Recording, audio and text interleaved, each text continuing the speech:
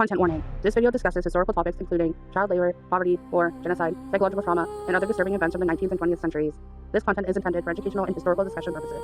Viewer discretion is advised. This is Rabbit Hole Radio. Welcome back to Rabbit Hole Radio, where we talk about absolutely everything and anything. This is a space for me to ramble on about anything that comes to my mind, and yeah, I'm going to take you along with me on the ride. In today's video, we're going to be talking about how the 1800s created the modern world today, and if it wasn't for them, we wouldn't be as far along as we are now. So if that's something that interests you, grab a snack, grab your blanket, curl up on the couch, or maybe do the dishes or clean up while you're listening to this. But either way, let's dive into this rabbit hole. Today, we're diving into the century that built the modern world, the Industrial Revolution, because almost everything around you right now, your phone, your city, your internet, your work schedule, mass production, corporations, consumer culture, a lot of the things that we use in modern day traces back to this period in history. The modern world that we live in right now was not born naturally. It was forged through exhaustion, poverty, child labor, disease, people working themselves to death so future generations could live easier lives. And the saddest part of all of it, most of these people never got to experience the comfort they helped create. And that's why I wanted to make this video, because I think it's important to recognize these people even though they're no longer with us, and just be grateful and thankful for all the stuff they did so we didn't have to do it. And to remind people of the luxuries we have, not to take them for granted, because people literally work themselves to death to be able to provide this for us. Before factories, most people lived slower lives. Hard lives, yes, but a lot slower. Families made things by hand, people worked locally, entire generations stayed in the same villages. But then something happened that changed humanity forever. Machines, steam engines, textile mills, mass production. Suddenly, human beings realized they could produce things faster than ever before. And once money became tied to speed, the world as they knew it changed forever. People flooded into places like London, England, and Manchester searching for work. But these cities weren't built for millions of desperate workers.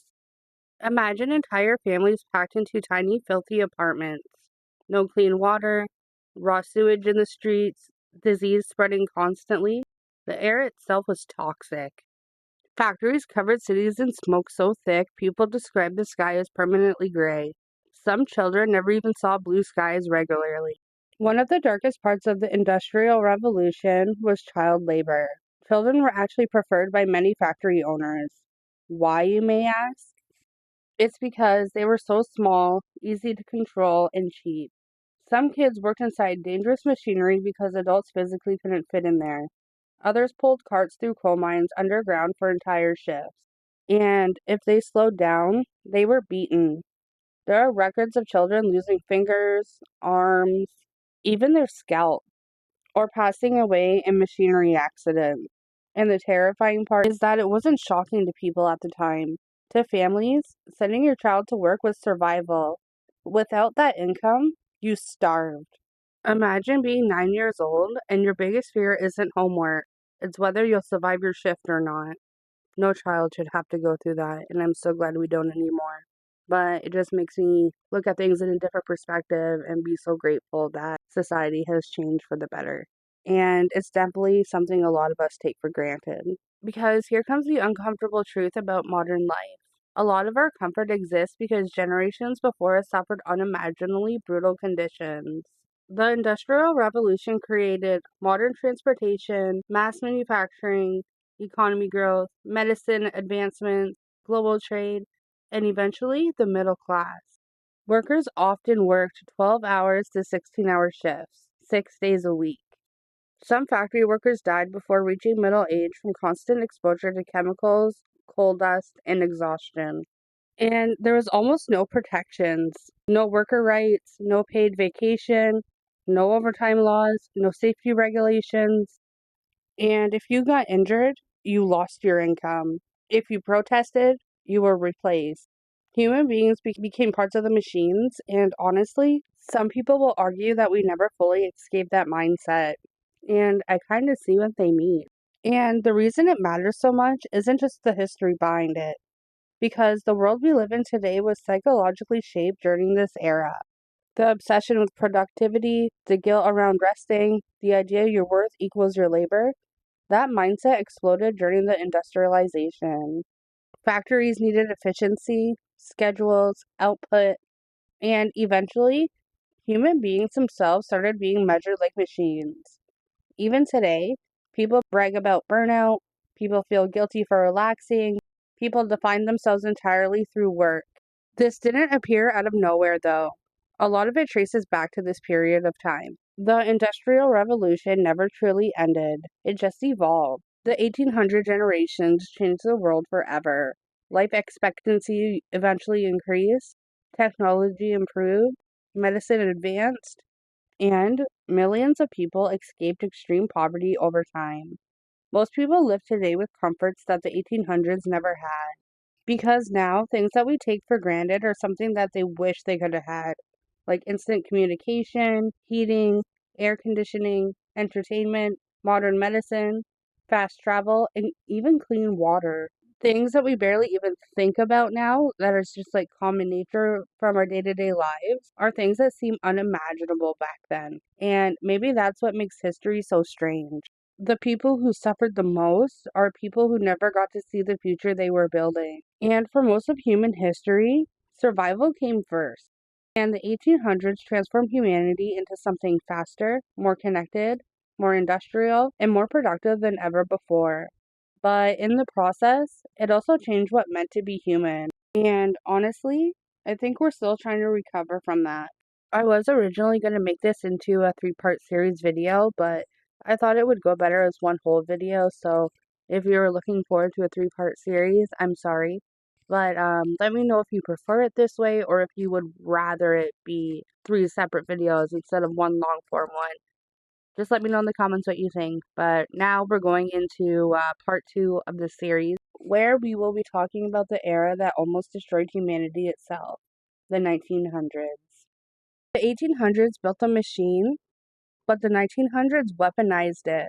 In less than 100 years, humanity went from horses and handwritten letters to nuclear weapons, mass surveillance, television propaganda, and machines capable of ending millions of lives in minutes. The 20th century wasn't just another era in history. It was humanity accelerating faster than its own brain could emotionally process. We're talking about the century that reshaped the human mind forever. The 1900s was the century of the world wars, dictators, consumerism, fear, television, and technological process so extreme that it completely changed how human beings saw reality itself. By the end of the 20th century, human beings had more comfort than ever before, but they also had something new: constant anxiety on a global scale. At the beginning of the 1900s, many people genuinely believed humanity was entering a golden age. Technology was advancing rapidly, cities were modernizing, industry was booming, people thought progress would solve everything. But then World War I happened, and suddenly, industrialization wasn't creating convenience anymore. It was creating mass death. People were creating machine guns, chemical weapons, artillery, tanks. For the first time in human history, technology allowed people to kill each other at horrifying industrial scales. Millions of young men were sent into trenches, mud-filled nightmares where soldiers lived surrounded by rats, disease, explosion, and death. Some soldiers survived physically, but mentally, they never came home. Back then, people barely understood trauma. What we now call PTSD was often dismissed as shell shock. Many survivors spent the rest of their lives physically destroyed. And the terrifying part? The war was supposed to be the war to end all wars, but obviously it wasn't. We all know that. The 1900s also changed something else forever: the human relationship with information. Governments realized something terrifying. If they were able to control the media, they could shape reality itself. They realized they could change people's minds by simply putting up posters, doing radio broadcasts, putting information in the newspaper, whether it was true or not, and also through film. For the first time, leaders could influence millions of people simultaneously. And the reason it's so scary and terrifying is because they became extremely good at that. Even to this day, entire populations are or were manipulated through fear, nationalism, and propaganda. People were taught who to hate, who to fear, and who to blame. Once mass media learned how to emotionally control people, there was no going back. And it's still happening to this day. Through advertising, politics, social media, the internet outrage still relies on the same psychological principles discovered during this era. Fear spreads faster than truth. Anger keeps attention longer than peace. And unfortunately, human beings are easier to manipulate than we'd like to admit. Then came the economic collapse. The Great Depression wasn't just people losing money, entire families lost everything. Banks failed, people starved, parents couldn't feed their children. Some people wandered cities desperately searching for work that simply didn't exist. And psychologically, this generation became deeply shaped by survival fear. Many grandparents and great grandparents who lived through this era developed habits that lasted their entire lives. People would save every penny, keeping food containers, distrusting banks, and they never wasted anything. One thing that always comes to mind when I learned about the Great Depression is the story my dad told me about my great grandmother. When he was a kid, he would spend time at her house, and he remembered that by the end of the week, she would only have one small bag of garbage to throw away. At first, that might not sound remarkable, but it says a lot about the generation that lived through hard times. They learned to save everything, repair things instead of replacing them, and found purpose for almost anything before it was considered waste. People who lived through hardships often carried those habits for the rest of their lives. Even decades later, they still approached everyday life with the mindset of conserving everything and being resourceful. Hearing that story always reminds me that the lessons of the Great Depression didn't end when the money recovered. They were passed down through generations, shaping the way people viewed money, waste, and the value of everything that they owned. I always found that to be really cool, and that's why I find these topics so interesting, honestly. But back to what I was talking about before. Sorry for the little ramble. Trauma changes behavior for generations. Even after the crisis ends, the fear often doesn't. Then somehow humanity went in a giant circle. That's when World War II became even deadlier than the first one. Entire cities were destroyed, millions of civilians died, genocide occurred at industrial scale, and by the end of the war, human beings created something civilization had never seen before: the atomic bomb. For the first time in history, humanity gained the ability to potentially destroy itself completely. Think about how insane that is. For thousands of years, humans feared nature, floods, disease, famine, but now humans became the extinction threat. Children grew up practicing nuclear drills in schools. People generally feared the world could end at any moment. That anxiety quietly shaped an entire generation. And weirdly, while all this fear was happening, another version of society was emerging. Suburbs, television, fast food, consumer culture, advertising, the perfect family image. I put perfect family in quotations as I was saying that, by the way. The 1950s looked cheerful on the surface, but underneath it was constant Cold War paranoia. The modern world was becoming emotionally strange. Comfort and fear existed at the exact same time. The 1900s also transformed people from citizens into consumers. Corporations realized people could be psychologically influenced into constantly buying things. Advertising exploded, and eventually, happiness itself became tied to consumption. Buy this, wear this, own this, upgrade this. For the first time, identity became heavily connected to product. And honestly, modern culture still runs on this exact system. But only now, instead of selling products alone, people are selling their lifestyles. The 20th century created the blueprint for modern online culture long before the internet even existed. The 1900s gave humanity incredible advancements. Medicine improved, technology exploded, millions escaped poverty, life expectancy increased dramatically, but psychologically, the century scarred humanity. Although the century brought a lot of good, it also created mass war, global fear, propaganda, economic collapse, nuclear anxiety, consumer addiction. Human beings gained more power than ever before, but they didn't evolve emotionally fast enough to handle it. And maybe that's why modern life feels so overwhelming, because our brains were never designed for a world this large, this fast, or this connected.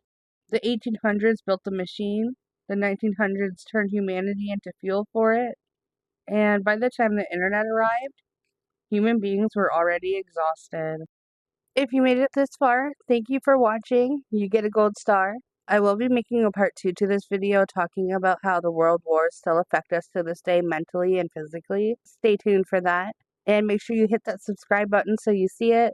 Like this button so I know people are watching. And comment down below. What is something that you learned from this video or something that could be added to this video? I'm curious to hear your thoughts about the early centuries. Have a good day. See you in the next one. Bye.